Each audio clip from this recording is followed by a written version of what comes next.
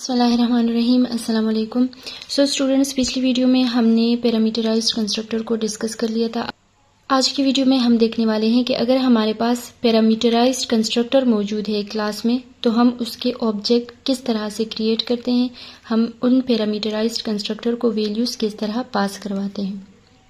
तो मैंने यहाँ पे 2 डिफरेंट प्रोग्राम्स लिखे हैं, इसलिए लिखे हैं ताकि आपको इनका डिफरेंस सामने नज़र आए और आपको मेरी बात समझ आ जाए। ठीक है, अब यहाँ पे हमारे पास एक क्लास है, उसके अंदर हमने एक वेरिएबल रखा है और उसको हमने वैल्यू प्रोवाइड कर दी है 10। ठीक है, इसके बाद हमारे पास मेन बना है और मेन के अंदर हमने क्या किया है, इस क्लास का ऑब्जेक्ट बना दिया है और फिर हमने एक सी आउट लिखा है और सी आउट में हमने क्या किया है, ऑब्जेक्ट डॉट नंबर। ठीक है, तो आपके पास आउटपुट में ये जो नंबर है ये प्रिंट होके आ जाएगी। ठीक है, बस इतना सा काम हमने किया है।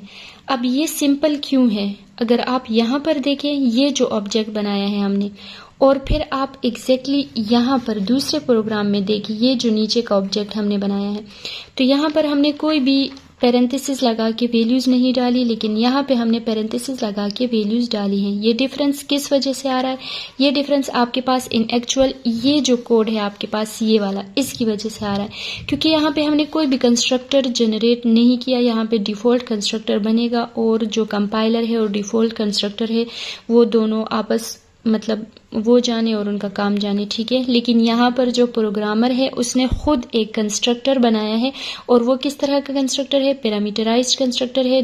वो कंस्ट्रक्टर आपसे 2 वैल्यूज़ लेगा।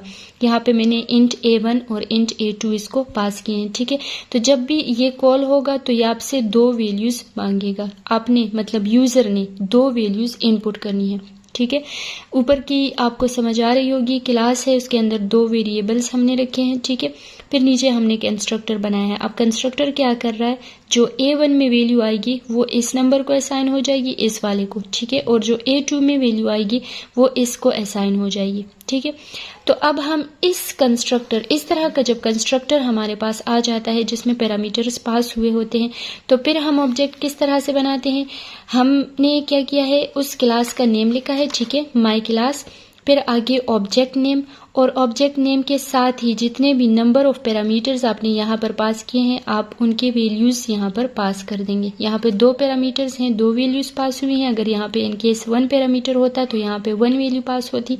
तो जो प्रोग्रामर है वो पैरामीटराइज्ड कंस्ट्रक्टर की वैल्यूज़ यहाँ से प्रोवाइड करता है। ठीक है, और फिर सी आउट वगैरह और रिटर्न हो जाएगा। तो आई होप आपको मेरा पॉइंट समझ आ गया होगा। अगर आपका कोई क्वेश्चन है तो आप कमेंट सेक्शन में पूछ सकते हैं। अभी के लिए इजाज़त दें, खुदा हाफिज़।